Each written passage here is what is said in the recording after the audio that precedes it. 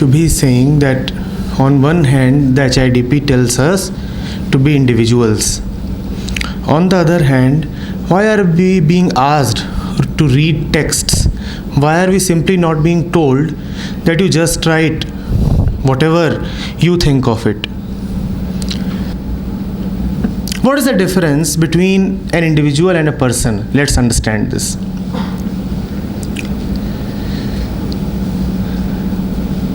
Let's depict the mind of the individual by one circle and the mind of the person by another circle.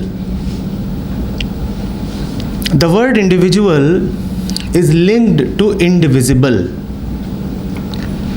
that which is neither divided nor can be divided. There is no possibility.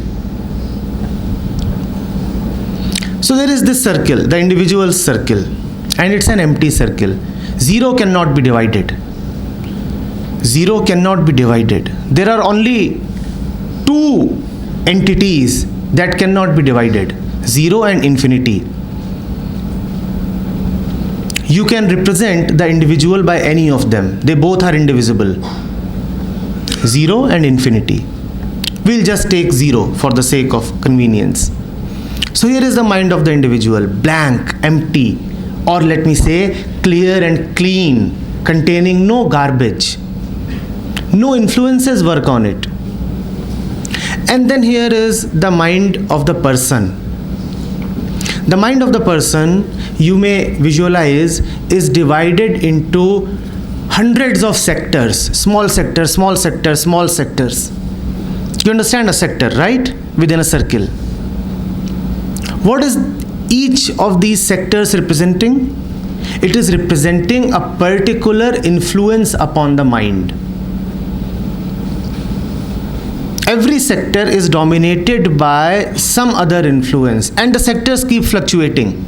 Thousands of sectors which keep mixing, mingling, changing, but they remain. They never go away. They never leave the mind clean. One sector is dominated by family, other by education, third by friends, fourth by media, religion, all kinds of influences, and these two have their own chemistries with each other. So in a particular environment, I am influenced by this person or that force or that system. In another environment, and all these sectors are being pushed in different directions.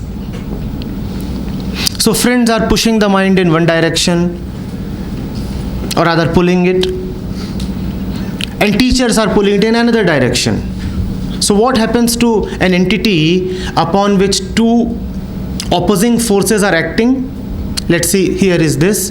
One force is pulling over towards this side, another towards this side. What will happen to this? Stressed, right? And if the stress increases beyond a point, then this will be torn apart. That is the mind of the person. Divided, stressed, torn apart by different forces. And we experience that daily. The biggest sign of that stress is confusion. Indecision. We cannot decide. And don't you see, don't you inquire? Why can't you be attentive enough? Whenever there is indecision, there always are two or three options. These two or three options are actually two or three influences upon the mind, each trying to go differently. That is the mind of the person.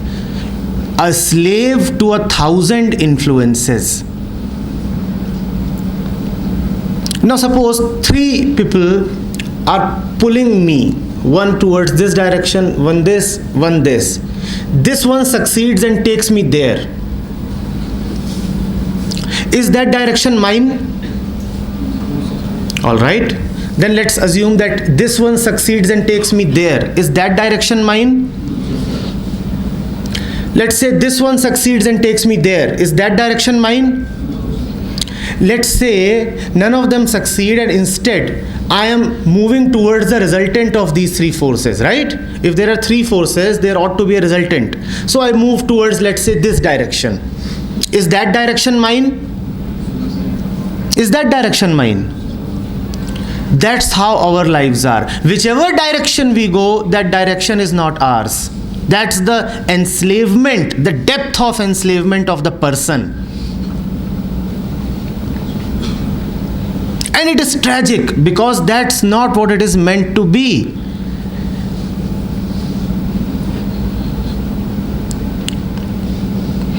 Of all the influences on the mind, one of the influences is you are free. Of the 1,000 beliefs that have been embedded into the mind, one of the beliefs is you have a free power of opinion making. Now that's extremely dangerous, because the best way to let a slave remain a slave is to tell him that he is already free. If you can convince a slave that you are already free, that is the best and the most deceptive way of keeping him enslaved. Is that not so? There is a prisoner in a jail. There is a prisoner in a jail. And if he can be convinced that this is not a jail at all, this is your personal palace, and these policemen are your personal guards, personal security guards, you are a VIP, and these handcuffs, these chains are not chains, they are actually ornaments.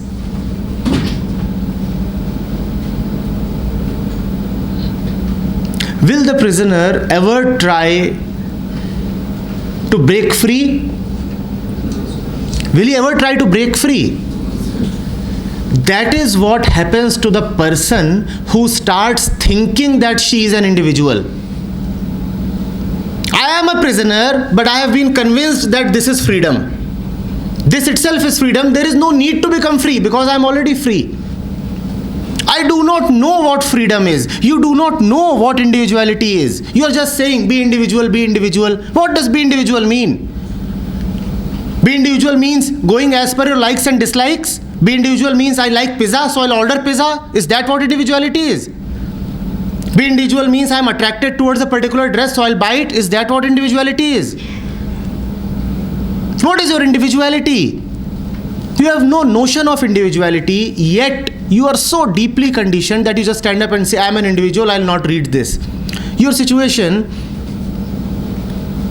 is like that of the man outside the jail who is trying to shout aloud with all his energy that, friend, kindly see that this is a jail, kindly come out of it. And you are complaining. You are complaining, you know, that man is our enemy.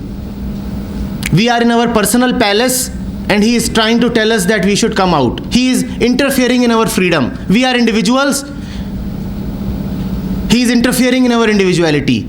Do you know individuality? Do you have any taste of individuality?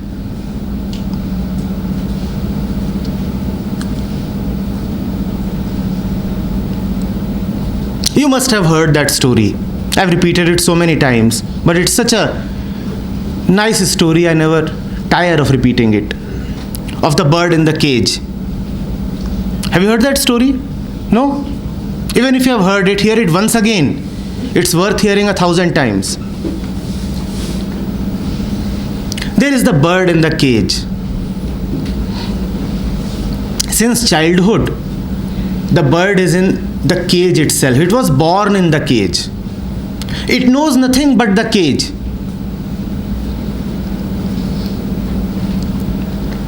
It is alright in the cage because its master feeds it.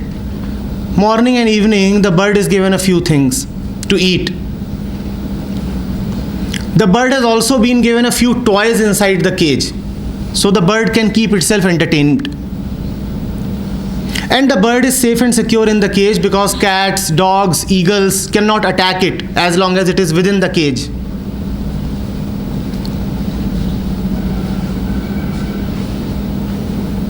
The master is fond of telling the neighbors that I teach my bird all kinds of good things. So he teaches the birds all kinds of nice things, and one of the things that he teaches the bird is, beta bolo, freedom. Say freedom. Say freedom is precious. Say individuality.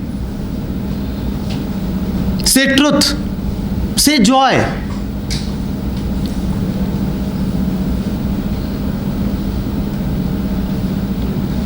So a young man is passing by that cage one day, and there is nobody looking. The cage is kept a little outside the house. And he sees this bird. And the bird is constantly parroting, freedom, freedom, freedom, freedom. Truth, flight, joy, freedom, freedom. Now the young man is young in the real sense of the word. He has real red blood flowing in his veins. He says, oh my God, a bird is meant to fly free in the skies, not to be caged, even if the cage is made of gold. So he goes to the bird and opens the door of the cage. He says, this bird is thirsty for freedom. It is saying freedom, freedom, joy, flight, love. He opens the door of the cage expecting that the bird will say, thank you, sir. I am so glad that you are opening my cage, the doors. But the bird sits where it is sitting and keeps parroting, freedom, individuality, freedom, individuality. It does not come out. The young man is puzzled. He says, what is this? He says, maybe there is some confusion in the mind. So he goads the bird a little. The bird will still not come out. The young man says, all right. If you are stubborn, you won't come out. I am also stubborn. I'll make you come out. So he puts his hand inside the cage and tries to pull the bird out. He says, your place is not inside the cage. No bird is ever born to live in a cage. Come out and fly high. So what does the bird do? The bird starts biting the finger of the man who wants to help her. The bird says, this must be some enemy. It is trying to relieve me from my cage. And my cage is my precious home. How dare he try to set me free?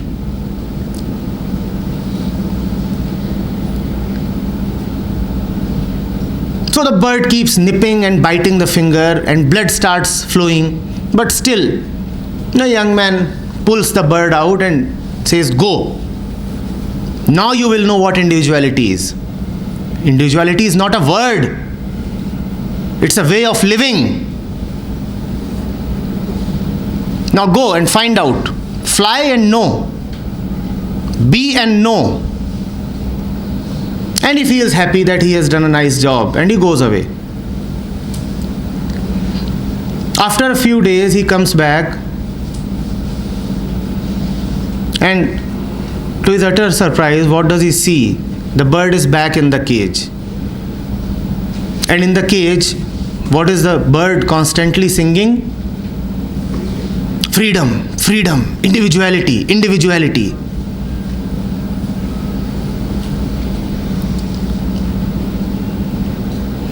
That's our story.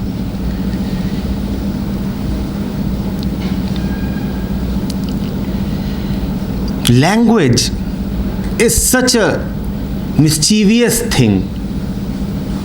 Slovenly language, confused thoughts.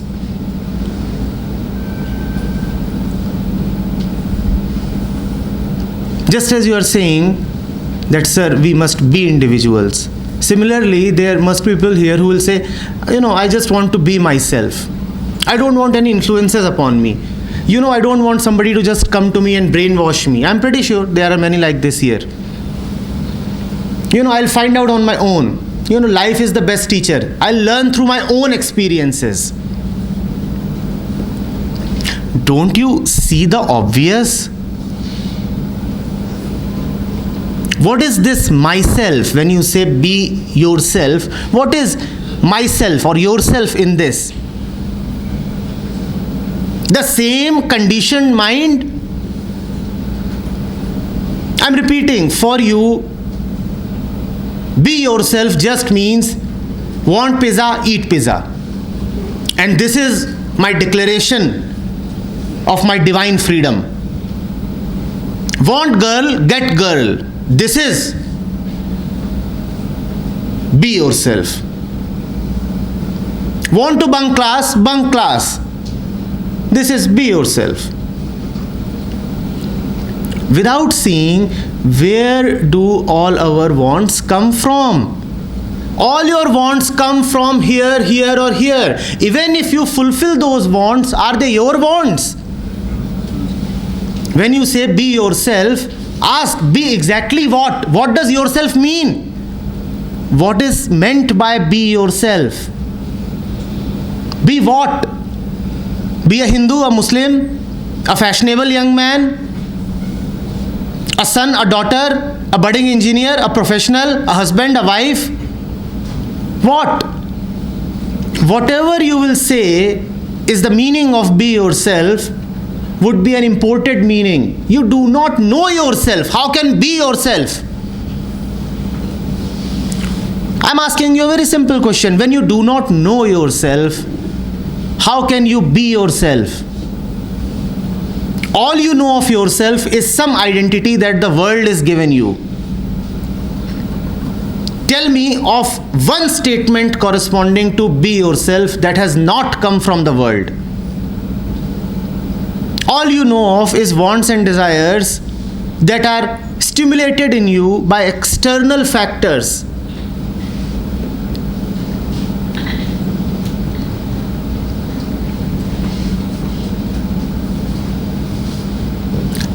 Understand the mind.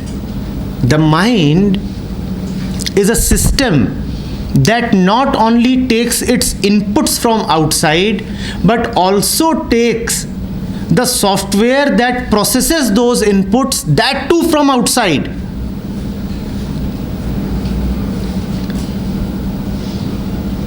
Everything is coming from outside. Where is the question of be yourself? Be what? But we are not sharp enough to move into that inquiry. We have the capability. Individuality is our nature. But it is covered by layers and layers of conditioning, layers and layers of personalities. And those layers do not want to go away. Those layers want to remain. They want to defend themselves. So that is why whenever there is an attempt to clean those layers raise a defense. We will not go away. We will not go away. And you too stand in support of those layers. Why? Because you have identified yourself with these layers. You think you are those layers. You think that if those layers go away, then I will also disappear. That's like, a man who has had a headache since 30 years of his life. He does not feel the headache anymore. If you have a headache since very, very long time, you'll stop feeling the headache. In fact, you'll start feeling a little uneasy when the headache goes away. That's our situation.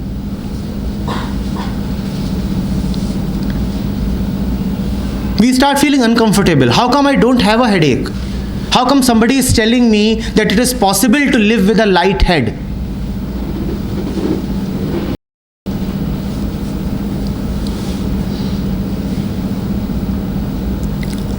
When you read the texts that we give you, just ask yourself, is this text giving me another belief, or is it just helping me, asking me to inquire into those beliefs? Is it giving you another kind of thought system? Is it saying that you go and you follow a new ism, that you become communists or socialists? Is it telling you that you must become Hindus, Vaishnavites? Is it telling you, no, you should follow the Sufi order? Is it telling you, no, you should become atheists? Is it giving you some kind of a system? Or is it just stating the obvious facts of life to you and asking you to consider them? Just like science. Just like science. Look at it and you will know. In science, you look at the pendulum, the flow of the water, the chemicals. Here, you are just looking at the functioning of the mind. It is as scientific as that. But no, we don't want to look at the mind, because that's where all our sickness lies. If we look at it, we'll have to acknowledge it. If we acknowledge it, then the responsibility would be to clear the rubbish.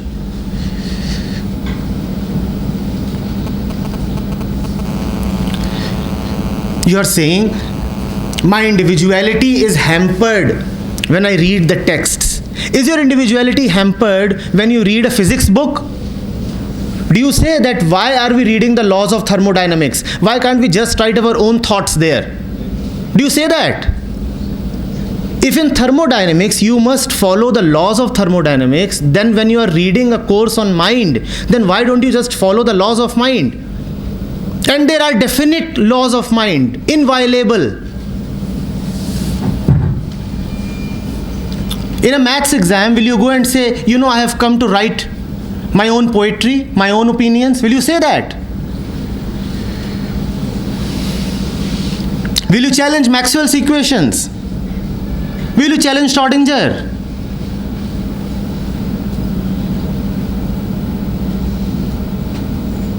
What HIDP is saying to you is as factual and as verifiable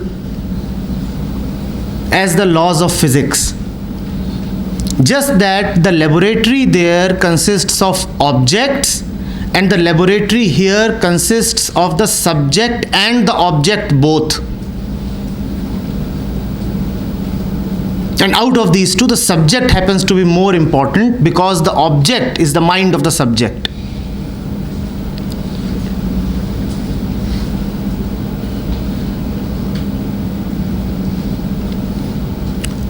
When I was preparing for the JEE, I used to read a physics book by a Russian author named I.E. Irodov.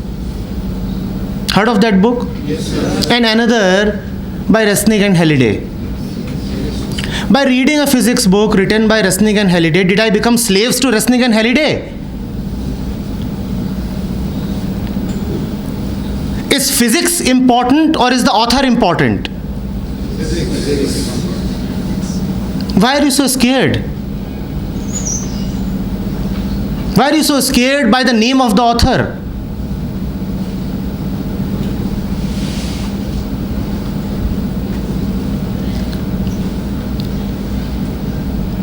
The author has just written a book that is the essence of all physics that has been said since ages. And that particular book is being recommended to you because it is suitable to you. It has been written in a condensed and simplified way that a young man in your context can easily understand. And we are not insisting that you read that particular book. The same thing that you find in the Edu blog, you can also find in the commentaries of Jiddu Krishnamurti, but there you will have to read this much. Or in Tao Te King written by Lao Tzu, but again there is a lot of abstraction. Or in the fragments of Heraclitus, but there the context and the language are thousands of years old.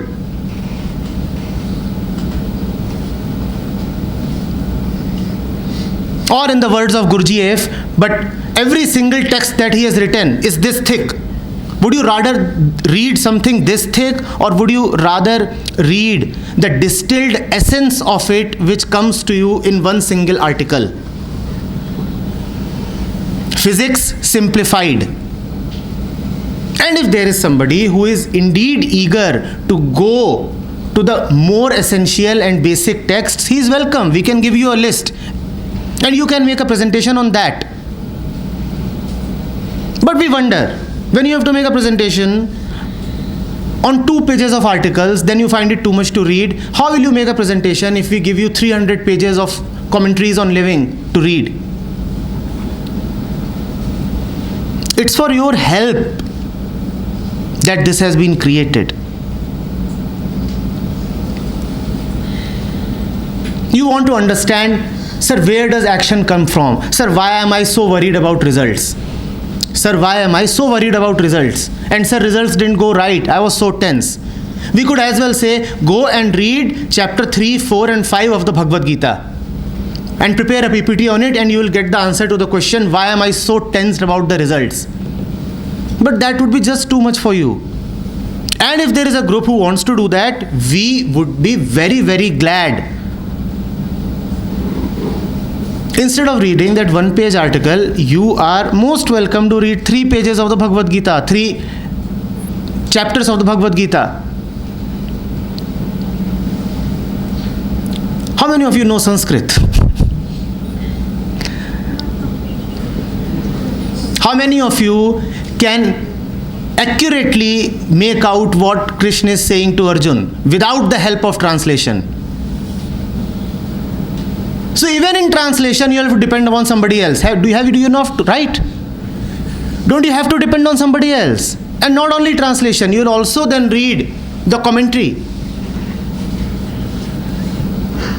Now you must object that I will not go to the Bhagavad Gita till I know Sanskrit to such an expert level that I don't even need a Hindi translation or an English translation.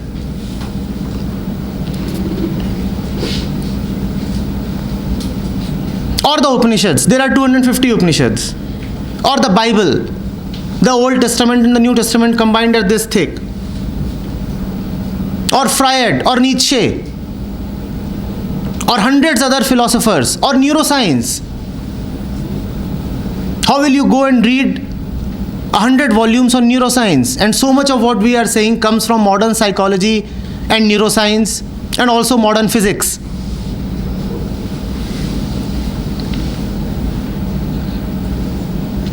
But the bird wants to bite the finger. The bird wants to bite the finger that wants to help it. Instead of saying a big thank you, there is only resistance. Oh, a hand is coming towards me. Surely it must be coming to me to kill me. And I cannot, fault you too much. In your 18-20 years of life, whenever a hand has come towards you, it has mostly come to you to harm you. That's your experience, right? So it is understandable. You are afraid. You feel whenever somebody comes to you, his intentions are self-centric. His intentions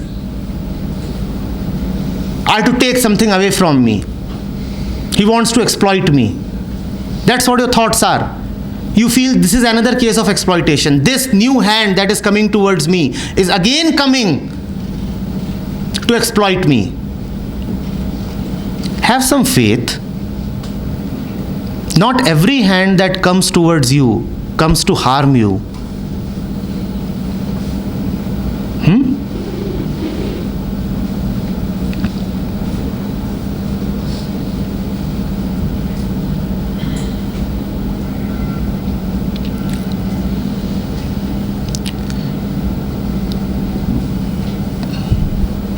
Yes.